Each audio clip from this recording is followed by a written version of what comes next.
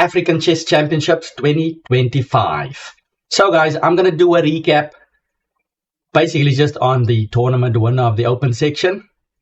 I went through this. We're just gonna browse through it, check out all the games without the computer.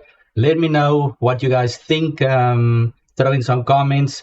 And just before we get going, of course, thanks to our local international master Watuko Bese for basically updating us the whole time with his videos. It's been absolutely amazing. Thanks Watu for doing all these videos on the African Championships. I certainly thoroughly enjoyed it. And also, just congratulations, of course, to the winner of the African Championships, Bilel Bellahcene. And of course, the ladies section was won by Shurukwafa. Well done to her as well. Bellahcene, I think, is from Algeria. And if I'm not mistaken, I read somewhere that it is the first time in like 10 years. I think the last 9 installments were won by Egyptian players. So Bellahcene basically breaking the 10-year streak there and writing Algeria's name in there for African champion. And of course, when it comes to the South Africans, we got to mention Michael Simpson. Well done for getting his IM title. That's a big one for him. So hopefully he will continue from strength to strength. And yeah, certainly a huge achievement for the youngster. Well done. And then we have in the female section, Jessie February, former African champion. She ended 8th, I believe. Not the best tournament for her, but still pretty decent, ending in the top 10. And Anzel Loksha, she ended 16th. Right, so relatively good performances by the SA players. I'm sure they would have wanted more, but I think all in all, not too bad. And let's jump into the game. So Bellahcene, he's always there in the mix. This year, perhaps the tiebreaks also played in his favor, because in the last round, he actually took a draw there, kind of like in a good position, probably knowing that he will take first place on tiebreak. But let's start from round 1.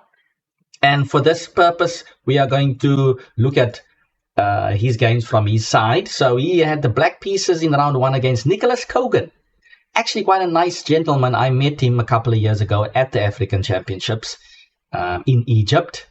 And yeah, it seemed like he has been improving along the way. So, but I think maybe the round 1 didn't go particularly as planned here for our Algerian Grandmaster. We have some slow opening here, G5, black, going for the bishop pair. And guys, I'm just going to show you some moments. We're not going to do deep dive analysis with the engine at all. So, okay, what was interesting to me is that sometimes in my repertoire, I also get this opening. But okay, I've never played A5, so this is interesting. All that I know is black gets the bishop pair, and he needs to keep his structure flexible. White gets the big center. Bishop b7, knight c4, castle, both sides decide to castle. And it seems like black maybe is eyeing to go f5, potentially. We'll see. Or d5. Structure is very flexible, even c5. Knight d2, hitting the knight on h5, of course. And knight takes g3. Finally, black grabs that bishop. H takes g3. Sometimes f takes g3 is also possible. And d5. So black decides to disrupt the white structure, central structure like this, takes. White still looks pretty solid, even though there's like a 400 rating point difference between the two players. I think white has done nothing majorly wrong to be punished at all. So fair enough. This is equal by the looks of it. Black has the bishop pair, but he would like to open up the position. C5 looked interesting by black, especially because he played a5. This is a nice maneuver, forcing the trade of a couple of one of the bishops, at least, with a spin over there. Black, of course, cannot take the knight, and white snatches that bishop. Knight e4, knights are doing good here for white. Captures, and pawn takes. Okay, I guess knight takes was also possible. But yeah, maybe he wants to open up the b file for play there, but black certainly now kind of weakens his queenside pawn structure. Bishop b5, nice move. And you can see that white is going for a more technical type of long-term play, and he's kind of ruining black's ideas of creating anything. Rook d1, knight f6. More trades happen. White's pawn structure looks better because of those isolated pawns of black. Queen e3, hitting that weak c5 pawn immediately. Queen f5 protecting, bishop d3, threatening mate on g2. Queen d6, hitting the g3 weakness. Queen c7, and after some more trades, white is of course happy with trading. Some more trades happen. Rook b8 finally hitting b2. Rook d2, h5, black. Now, this is a typical situation where the player with black pieces is trying to cook up something here, right? Because he is a higher rated player. He wants the full point, so he needs to do something. h5 and rook d7, very interesting. So deflecting the queen, of course, getting a double attack in and getting the rook there. So I was looking at this first game and I was like, okay, this doesn't look so convincing actually. And tournament victories are not most of the times not even convincing, right? You gotta have a bit of luck, you gotta have some endurance and perseverance and all of that. So, and I think this is also the measure of a champ, if you can take these situations that you are dealt with and make the most of it. And okay, black just went f6 here. Perhaps he's just protecting stuff. Maybe the king is still gonna hide behind those pawns. Looks pretty equal to me, to be fair. I was looking at moves like maybe queen b5 for white. White can do almost anything here. Okay, the a4 pawn is hanging, right? So yeah, I don't know what the time situation is, but white just played f4 and kind of blundered the pawn. So yeah, check, king g6, f5, bit of a nervy move, I suppose. Pawn takes pawn, queen takes c5, queen h4. And all of a sudden, black gets trade queens and the game is over. Right, the king is going to stop the outside pass pawn and black is winning. So, yeah, I think just being able to stay in the game and give yourself some possibilities there. I think the Grandmaster did good there. You also get this round one nerves, right? So let's move on. Let's move on to round two. He had the white pieces against Tamara Wagyu. Please forgive my pronunciation here. And he had the white pieces. Queen b6. I've seen Watu also play this, by the way. Don't tell him. He's played it against me as well. Watu, if you're watching, yeah, we're checking out your repertoire here, what to do. So queen b6, knight b3. And okay, basically black is going back to some Sicilian Khan Taimanov structure, right? With e6, black should go a6 as well, and so on. But what's the point of this for black? Black basically is saying that maybe this knight is worse on b3, but you could also make it useful over there. So depending on what white does, so white goes queen e2, d6, and very interesting to me. I mean, I usually like to just develop those bishops and castle short. Yeah. Bellahcene goes g4, g5, very aggressive by Grandmaster over here. Queen c7, and okay, to me again, it seems like should black have played a6 over here? Maybe black should have played a6. I don't know. Maybe that was possible. Because after this, white now plays this interesting move.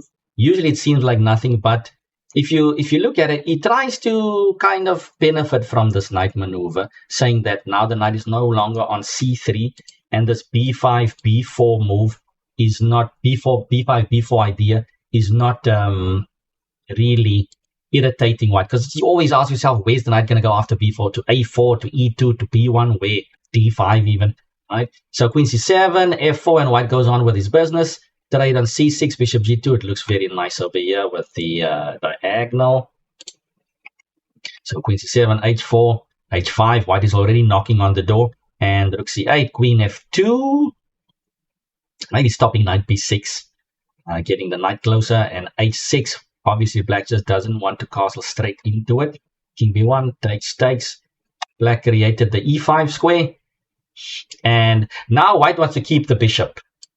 He doesn't want to allow that fork over there, because he goes bishop c1 and black castles. Okay, Knight d4 gets the knight closer. e6 maybe under a bit of pressure with g6 coming along. More trades happen, and we are trading more pieces, but there's still some life left, it seems. Rook to g1. The queen on f2, of course, is still in charge of protecting c2. Queen e2. White doesn't want to trade queens. Rook d3. In general, I would say in the Sicilian, the end games usually favor black, because white just pushes these pawns, and the further you push the pawns, the weaker they become in the longer run, especially in the end game. So clearly white doesn't want to trade. White still has ambition to attack. g6 finally. Bishop f6, that opens up the possibility for black to place that bishop on the diagonal. But the bishop on c1 is covering stuff for now, right? So, and yeah, after bishop f6, white actually comes up with takes the opportunity now. Bishop f6 might have been a mistake. Right, so pause the video. Can you spot what white played next? And did you spot pawn to e5? It's a double attack. Hitting the bishop and hitting that unprotected bishop over there. You know the old saying, loose pieces drop off. If you're going to have pieces that are unprotected, always be sensitive and mindful to that. So e5 was played. Of course, if black takes the e5 pawn, the bishop on d7 drops. So black is kind of forced to take. But now he plays this move, pawn takes f6, and yeah, this doesn't look nice at all. These pawns are going to be removed, and the bishop is hanging at the same time. So the bishop moved. Nice grab there on g7, right? Asking the king to take. Black rather moves the rook. Takes on f7. This looks suspicious. And this move puzzled me. But okay, I guess there's a lot of moves. He played queen d2. I guess white can play a lot of moves, but maybe just a queen check as well, perhaps? But it looks like it's already close to over, right? But queen d2, king g8, rook g4, stopping the bishop from grabbing the rook, rook c3, and they even trade. And this was an interesting moment where he went bishop h6, and there's some ideas eventually of doing this. Just keep that idea in mind. Because if you play pawn to h6, the pawn is never going to go to h7, right? With the opposite color bishops and the light squared bishop. So he goes bishop h6, trades, and rook d7. And now, again, rook f4 is going to be met by rook f7. And you don't want to figure out if that's winning or not. Probably it's holdable for black, I don't know. But look at the following. We talk about endurance, perseverance, stamina, all of these things. And look at how Grandmaster Bellahcene conducts this endgame here. Look at what the king does. So, of course, black cannot take the pawn on c3, otherwise rook f4 and rook f8. The king comes closer, bishop goes back, and he even gives up the h-pawn. He's banking on the g7 pawn. The bishop is now nicely stationed on d4. Don't trade rooks if you want to win. And some maneuvering takes place. Then he's solely trying to improve his king and kind of let the opponent forget about the f8 square, right? And attacks those pawns in the meantime. He gains that on that side. d6 might be dropping. c2 also drops. And after all of this, finally he plays rook f6. At the right moment where black cannot play rook f7. Could he have played rook f6 early on? Maybe not so easily. If he plays rook f6 here, maybe black can even take the pawn, right? The discover check. King is close enough to protect his rook. But here, after rook c8, rook f6, and finally, there's some threats on f8. Rook a8. Now you can't take on g7, right? It's just the opposite, not the opposite, discover check there once the rook. Rook a8, protecting g7, bishop d3, and the killer move, bishop c5, forcing rook f8 here. And black desperately trying to trade the rooks. And of course, white just blocked this with bishop d6. And rook f8 is now irresistible. So, a nice endgame there in round 2 from a volatile looking middle game. Let's move on to round 3. Round 3, it seems like it was a bit of a theoretical discussion. Sicilian Najdorf was played a very, very theoretical line indeed, where I'm sure everybody's seen this before if you've studied this opening. And it's kind of like going down a main line here with g5, knight back, and f5, the familiar pawn sacrifice on g5, and latest theory. I don't know if it's latest anymore, but I've seen this as an attempt for black to try and just keep the stuff going on, right? So castling looks crazy going into that. Rook g1, b4, and I'm pretty sure these guys probably knew what they were doing. I'm not going to even attempt to know, but pawn to d3. Of course, the rook on a8 is hanging, right? So d3, and now you can take on e5.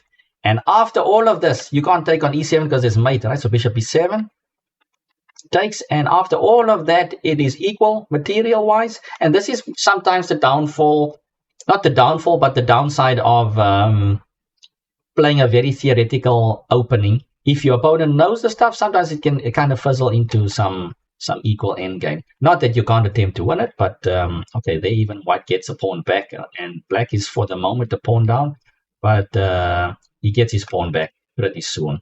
There's the knight on e2. The rook is overworked on g2. So, but okay, as you can see, there's not much happening in the position, and eventually the two sides, after a bit of tussling, decide to take the draw. Knight e4, and I'm pretty sure things are still possible to try and maneuver, but it's been a hectic game for both sides, and they decided to take a draw here. Probably both sides want to stay in the tournament and maybe not take so much risk pushing. But okay, that is a draw in round 3. And round 4, I think it was a pretty smooth one against Marco Fadi. We have a Rosalimo, very popular. A6 seems a bit strange to me. A6 doesn't seem to be one of the main moves. Maybe an attempt to get out of the Grandmaster's theory over there. So A6 takes, and then E5, just cramping black's position. They're not allowing knight F6. And black decides to take the opportunity to trade off that bishop in this kind of closed position. And white's happy to trade. And he goes g4. So this is a typical thematic idea, right? Just keeping the knight out. The knight on h6 is now dominated by the pawns. And white just keeps on developing. Black is trying to open up stuff. And e6. So there's a problem here. It looks strange. And now black can't even play f5 over here, because of g5, and the knight is trapped. So this is alarm bells. So black goes g5. Doesn't look pretty. Black probably wants to play f5, right? So white sidesteps. His queen doesn't want to be on the same file as the rook. Queen e8 and f4. Okay, takes. Black had to open up, right? If he allows f5, then that knight is dead. So f5 again, g5. Check, and he had to try something, but now he had to sack the knight. But interestingly enough, then the king goes to f1. Could the king have gone to h1 maybe? Is there a reason why the queen is on e8, maybe going to h5? Not sure, but okay. King f1 was played knight g4, and look at this. White's not interested in taking the knight yet. Okay, you want to be greedy and take immediately, right? So takes, maybe queen takes, but white sees no need to rush into that. Hits the bishop. Bishop drops back. Queen g3. Knight d2 just casually finishes the development. The queen usefully defends the d3 pawn, right? King g1, getting the king off the file. And now we are looking at taking that knight, perhaps. And after rook to d5, he continues with knight c4. He's just chilling there with the knight on g4.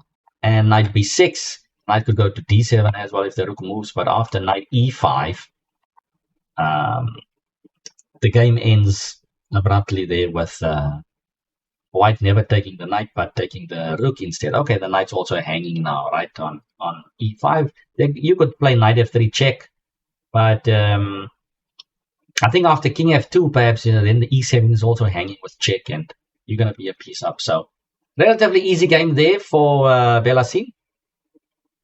Let's move on. That was round 4. Round 5, I think, was a crucial game for him. He was playing against Grandmaster Adam Fauzi. I think Adam didn't have one of his best ones. I remember when I went to Egypt a couple of years back, Adam actually won the African champs. So he's had better ones, but yeah, I don't know. I don't know what happened in this tournament. So I think in this game, so like I said, this is maybe a key game that really boosted Bellahcene here. And we have another Rosalima with e6. And we've seen a lot of these. And b3 and the queen c7, pawn to f6. Black is trying to patch up some dark squares there. Knight h6. And something doesn't go right here for white. Black builds up a nice structure. g4, aggressive, knight f7. Of course, black has this light squared bishop. So white is placing the pawns on all the light squares for now. This bishop could be dangerous. Knight d8, the knight is maneuvering in a lot of these Rosalimos. You always have a knight maneuvering to one of these key squares in the center, perhaps. This knight is looking at that. Bishop c1, the bishop already tries to cover the f4 square. Bishop d2, a5. Black is kind of eyeing that a4 move sometimes with white going to long castle. Queen f1, white is delaying. So just notice this bishop is eyeing that queen. Sometimes you want to go maybe c4 or something, or d5 or c4. Queen f1, castle, queen h3, and rook d8.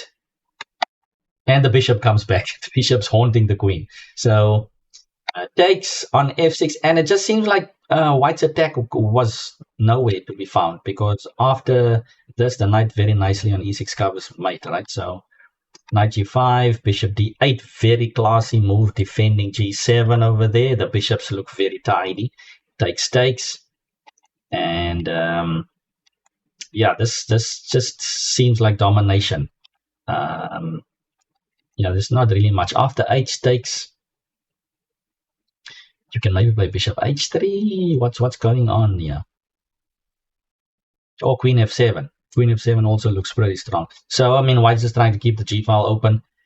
So white's a pawn down, and black really just dominated this game. There wasn't much happening here. I think maybe just strategically didn't go white's way from the get-go. And after h5, Fauzi just resigned here. Perhaps rook g3 is coming. So, yeah, dominating performance there by Bellahcene there in that game, which really gave him a boost. So now let's move on to the next round. That was round 5. Round 6, we had him playing against the top seeds, our very own Super Grandmaster Bassem Amin. Bassem, of course, ended on the same score as Bellahcene, but came second on tiebreak. Multiple African champion. So yeah, by the way, just check out Watu's video, I think on around 6. Watu gives a nice recap on this, so I'm just gonna fly through this. If you do want to check this one out a bit more in detail, Watu gives a nice explanation over there with some opening surprise and practicalities, and talking about this endgame a bit more in depth. So Bassem plays the French here against Bellahcene. Bellahcene always seems very nicely prepared with the white piece, actually both sides, but especially with the white pieces. And here Bassem plays bishop a5. Known to not be best, but maybe this caught him by surprise. b4 is the right move. And yeah, what to mention in his video, that perhaps f4 was better. Because if you look at it after knight f3, a couple of moves later, white had to give up the bishop there just not to drop the e5 pawn. And a few moves later, Bassem just had a very, very comfortable game here, dominating the c file.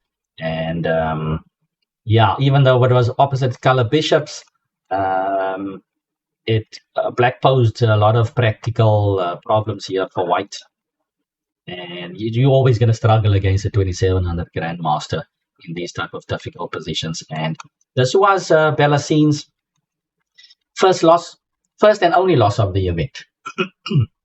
So if you think about it, the victory against Grandmaster Fauzi kind of boosted him in the sense that you can think of that win and this loss as maybe 2 draws against fellow Grandmasters points-wise. You can think about it like that. So, okay. And everybody was thought now that Bassem is poised to win his next tournament, next African champs. But of course, we know that eventually Bassem lost a key game in round 8 against his countryman Ahmed Adli. So, right. So, first loss of the tournament. Let's see how Bellahcene bounces back here. He plays Abdel Nabi from Egypt. We have a Namzo, Queen C2, and B6 happens, Bishop G5. So White has the bishop pair. White's trying to build a big center. D6 and E3. So I think E4, maybe there's some knight takes E4 ideas in the air there with the bishop on H4 hanging. Not sure if it works immediately, but yeah. So White just goes E3. Knight B7, bishop D3. And this was a bit of a weird game for me. I was very keen to see again what this guy is doing here with the black pieces in this Namzo, because I've also been playing Namzo Indian for a lot of times, for many years, and it's sometimes tricky. Okay, White has the bishop pair, and Black needs to prove. So here with knight E2, even though Black is pinned, Black now starts some initiative here. He goes E4. Nice looking pawn sacrifice, and then he goes Queen E8. So he just wants to capture on E4 and have this lovely square. So White now plays a good move, E5, not allowing that square to be captured, and D5. And yeah, again, I think you need to create something. Black's pieces are kind of stuck, so C6 takes. You don't want, White doesn't want to play E takes because there's potentially E4, goes C takes, and at least Black gets the C file. And to me, this seems not so straightforward how to play it.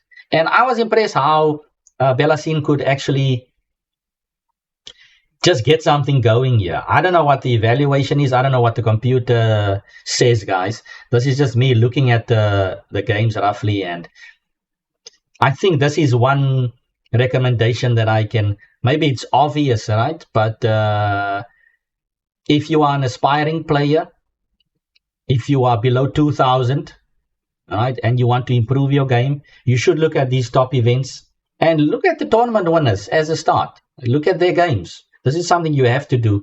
Look at how they played. Look at what they did. Look at their storyline as it continues, like we are doing now, and learn from them along the way. Grab some nuggets, grab some pointers, anything from the tournament winner, because he's clearly doing something right.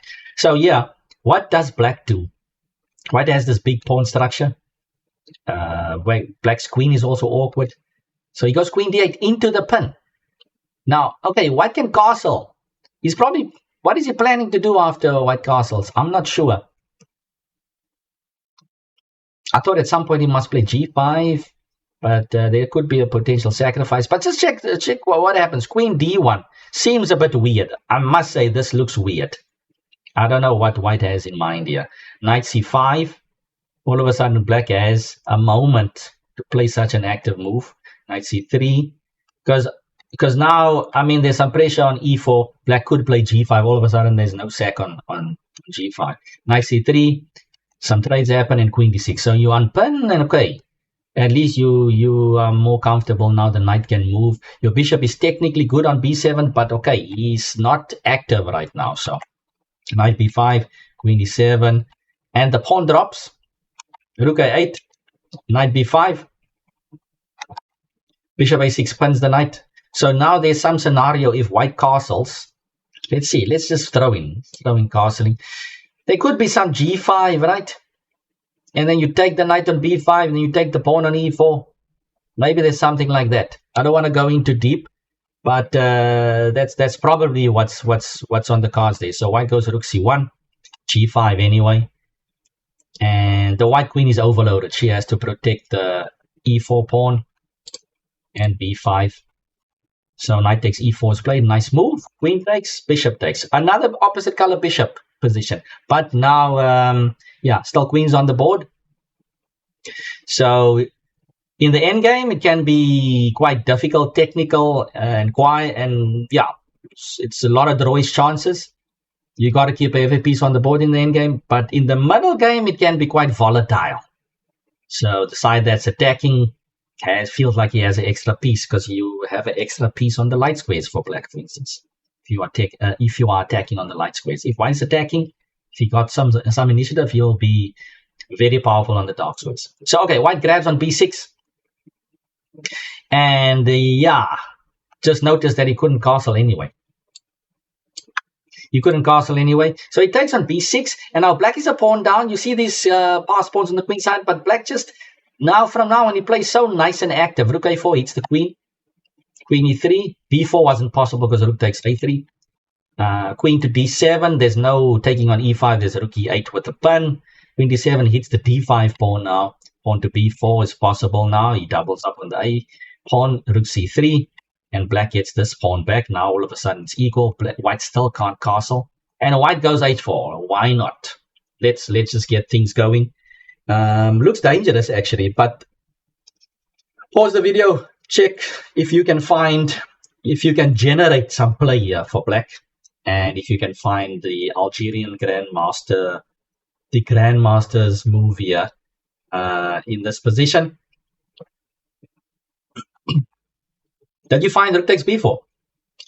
So rook takes b4, wonderful, threatening rook e4, of course, pinning the queen. So there's not enough time for white to take on g5. White takes on b4. What else? And then queen takes g2. Wow. So you would expect rook a8, rook a1 check, right? And then picking up the rook on h1. No, this is the point. Queen takes g2. Now, why didn't black just take immediately on g2? Because probably something like rook g1. And there's not enough going yet and g file is blasted open. But this is beautiful, absolutely beautiful tactical awareness here by black. And now taking on g2. Now there's no rook g1 because of rook a1, right? So white played bishop a5. So if rook to g1, then I think it's this. And you got to take, and we don't take the rook, we just mate, right? So white desperately tried to block the a file over there, and the rook drops. Queen takes h4, and now black's king is safe. You've got a lot of pawns, and the white king is simply too open.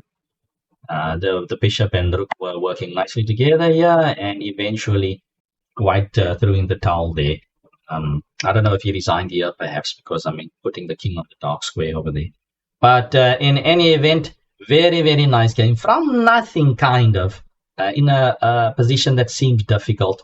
Black just beautiful tactical skills there by Grandmaster Bellahcene. And this is what he played right after his loss against Grandmaster Amin. So that was round 7, I believe. And now we have our second last round. He was playing against Ahmed. And he's got the white pieces. We have a, what is it, Samish, right? Samish against the Nimzo. Takes, and black plays knight takes d5. If you want to see some of these games, check out the Vishanand versus Kramnik. I think there was a couple of games in their World Championship match where they played this, if I'm not mistaken. Go check it out. Queen d2, b6, of course, the alternative is pawn takes d5, maybe a bit more normal, but more static. Bishop d3, some trades happen. Black rushes to get the bishop pair off the board. White has this potential big center. e4. I was impressed with this game. White here doesn't want to trade. If you think about the long-term prospects, black is probably thinking about queening using those two pawns against one in the endgame. That would be nice in a king pawn endgame, for instance, an outside passed pawn, right? So any type of endgame really. So black wants to trade queens. White, on the other hand, doesn't have that luxury. He needs to use the central pawn majority and generate some attack. Right? So blast open the position, push the pieces back, and go for glory there. But you got to keep your queen on the board. Right? So knight b7, castle, knight f4. Now this move looks kind of like nothing's happening. Don't forget about this bishop, by the way. But this is a very, very nice setup here, basically, that white is going into. And after b5, white goes very nicely pawn to d5.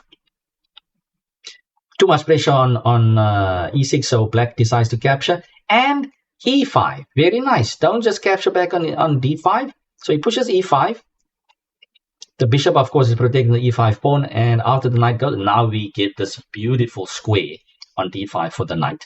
Queen e6, and we start pushing this pawn majority that we were talking about. Now it's clear white wants to push and open up the black king. Black needs to survive, look for the endgame. Question is black going to survive? Knight b6, black wants to trade more pieces. Okay, it happens. Bishop d4, protect. First things first, get out of the pin. f5, let's knock on the door. Rook d5, black clearly wants to double up. So white gets out of the potential pin, and he was going to play rook e4 anyway, right? So good coordination there. This black's pawns are just looks too slow to white is already at black's king. So queen g3 check, and beautiful threatening mate. Okay, does it take on f6 yet? Check, chasing the queen, threatening to invade. And now, beautiful, pawn to e6, opening up the diagonal. And you can see how these pieces are working together. And the king, the king is feeling uncomfortable. Queen takes e6. There is a lot of heat. Rook g5. And you could have taken on f6. White could have taken on f6, but he plays g3, keeping the tension. I guess take on f6, takes, and then rook g7, and black is still holding on. So white doesn't want to go into those heavy pieces in game. He's trying to find a way to perhaps remove that knight that's holding the key to black's king's heart, basically. So rook h4, threatening mate again, and we are terrorizing black here. We are terrorizing him. And finally, the sack happens, and f6 drops. And with a small little combination, the king has to go to f8, right? And then bishop c7, picking up the rook. Yeah, I think there was some problem with the transmission.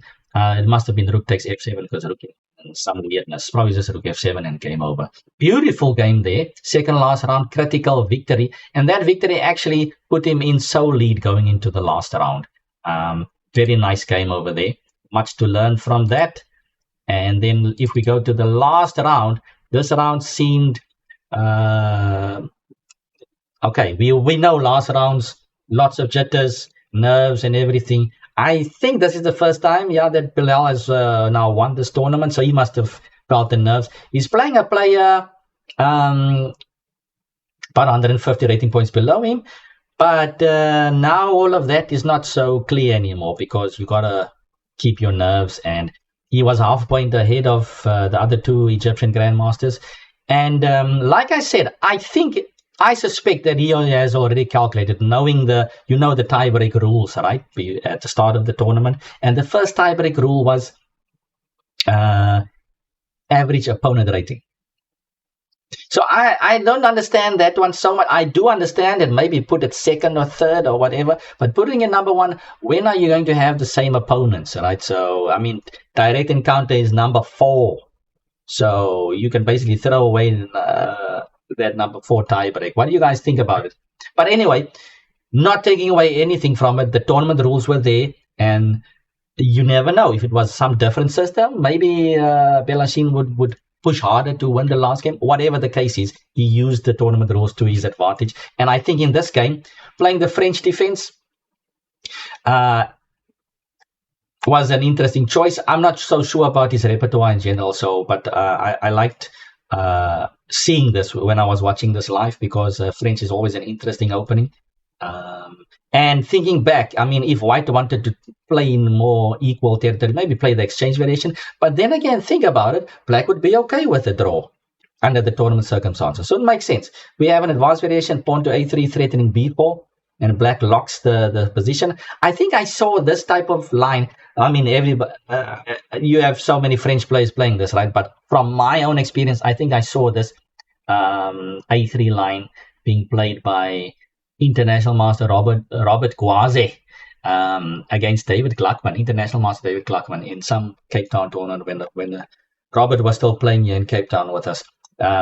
So anyways, h6 stopping any funny business on that side, but black, of course, is going to castle long. Position is very closed. And yeah, go check out some of these recaps again. I mean, Watu was covering quite a bit of this. I think Watu covered this in one of the latest videos as well. Go check it out. I'm not going to go that much in depth. I'm just showing my impressions. And this shows this whole position. I mean, there's some fighting spirit left here. Black wants to play on the king side, so to speak, right? And I thought, what is white doing? And after f6, white came up with b3. I'm like, whoa, okay. Black captured. Now you can't play knight takes over here. Why can't you play knight takes? Is it something like knight takes c4 perhaps? Is this perhaps the reason? I'm not sure. Something like that. There's some pin on the knight. So you play the correct move. Pawn takes c4. Beautiful stuff by white. White generating some play, and probably the most nerve-wracking moments here for black for the tournament. You plays correctly, bishop c6, and perhaps c5 was too early. White maybe needed to keep the tension, but after this, black is now kind of happy and ready just to consolidate. And f5, they trade.